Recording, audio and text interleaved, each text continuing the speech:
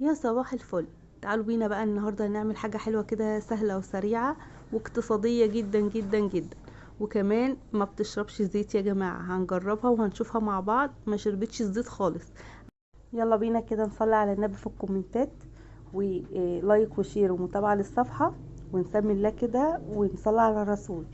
معايا هنا مبدئيا كوباية من الدقيق او كوبايتين بالبولة الصغيرة اللي انا حاطة بيهم دي. يعني البولة الصغننة دي بمقدار كوباية معيارية. تمام. نخلتهم هنا، مهم جدا ان احنا ننخلهم. حطيت فيهم كده رشة ملح صغيرة، وكمان معلقة من السكر، وحوالي 3 معالق كده من الزيت. تمام.